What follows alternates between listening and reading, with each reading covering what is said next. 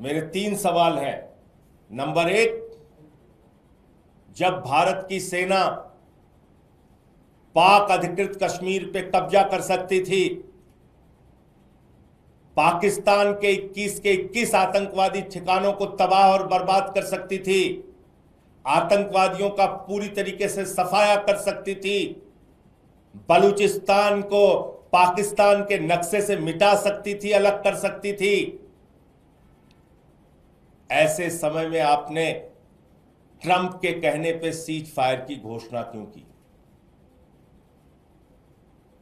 Number 2, पूरा देश ये पूछ रहा है, ऑपरेशन सिंदूर की शुरुआत तो उन बहनों के माथे के जो सिंदूर उजाड़े गए थे उसके लिए हुई थी, और उन सिंदूर को उजाड़ने वाले 4 खूंखार आतंकवादी कहां हैं? वो पाकिस्तानी आतंकवादी कहां हैं?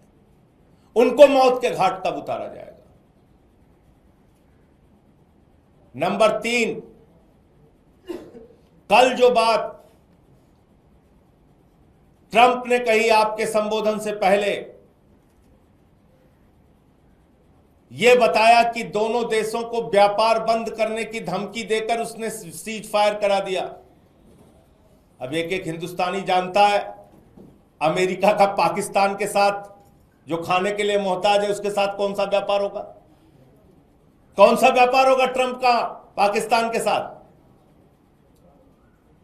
व्यापार तो हिंदुस्तान के साथ है, उनका लाखों करोड़ का व्यापार है। तो क्या आपको व्यापार की धमकी से सीज फायर करने के लिए उन्होंने मजबूर किया, दबाव डाला आपके ऊपर? नंबर 4, ट्रंप कह रहा है पाकिस्तान महान देश है, शक्तिशाली देश है, इसका खंडन कीजिए। आप खुलेआम कहिए पाकिस्तान आतंकवादी देश है। बुलाइए संसद का सत्र, हम सब मिलकर पास करेंगे, पाकिस्तान को आतंकवादी देश घोषित करेंगे। शुरुआत कीजिए इस बात की। जहां पे आतंकवादियों के अड्डे हैं, जहां पे आतंकवादी संगठन संचालित होते हैं, बोलिए इस बात को। नंबर 5, प्रधानमंत्री जी, आपने कहा वो आतंकवादी घटनाओं को आगे अंजाम नहीं देगा, ऐसा पाकिस्तान ने आपसे कहा।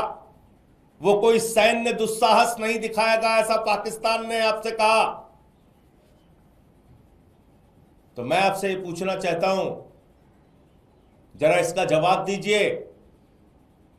बताइए इस बात को देश को कि जैसे ही सीज फायर का ऐलान हुआ, 3 घंटे के बाद सीज फायर का उल्लंघन हिंदुस्तान के कई शहरों में हुआ। कैसे सैन्य दुस्साहस दिखाया पाकिस्तान ने? जवाब दीजिए इसका। आपके गृह राज्य गुजरात के कच्छ में हमला हुआ और वहां के गृह मंत्री को आके मीटिंग लेनी पड़ी आपातकाल में।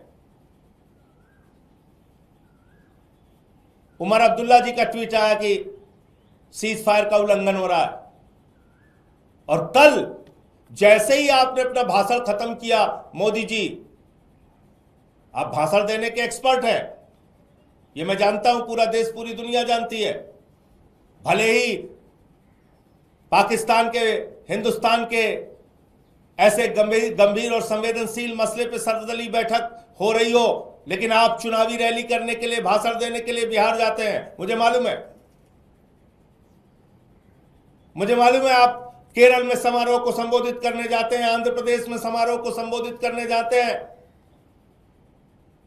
मुझे पता है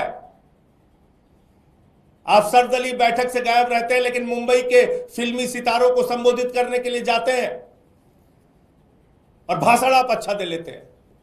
कल जैसे ही आपने अपना भाषण खत्म किया, जैसे ही आपका भाषण खत्म हुआ, तुरंत उसके बाद पाकिस्तान ने फिर से सीज फायर का उल्लंघन किया। अमृतसर में जो इंडिगो की फ्लाइट उतरनी थी वो नहीं उतर पाई, ब्लैकआउट हो गया वो।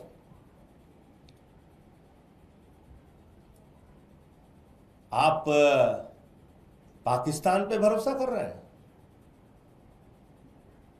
जवाब दीजिए, उनका सैन्य दुस्साहस फिर से कैसे जागा और कैसे उनकी हिम्मत हुई सीज फायर का उल्लंघन करने की।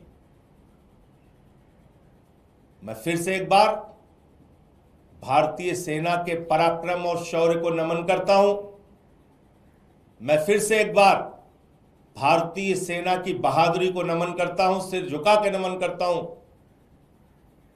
और मैं निश्चित रूप से कहना चाहता हूं फिर दोहराकर कि अगर भारत की सेना को रोका नहीं गया होता तो पाक अधिकृत कश्मीर हमारा होता, बलूचिस्तान पाकिस्तान से अलग होता, 21 आतंकी ठिकानों को तबाह और बर्बाद कर गया होता और पहलगाम के वो 4 खूंखार आतंकवादी जिन्होंने हमारी बहनों के सिंदूर उजाड़े, उनको मौत के घाट उतार दिया गया होता। और ऐसे समय में अमेरिकी राष्ट्रपति के दबाव में मोदी जी ने जो काम किया उस पर उनको सामने आके जवाब देना चाहिए और बताना चाहिए ट्रंप जिस तरीके से 140 करोड़ हिंदुस्तानियों का अपमान कर रहा है, राष्ट्र के स्वाभिमान और सम्मान के साथ खिलवाड़ कर रहा है, उस पर प्रधानमंत्री को आके सामने आके उन बातों का खंडन करना चाहिए और उसका जवाब देना चाहिए।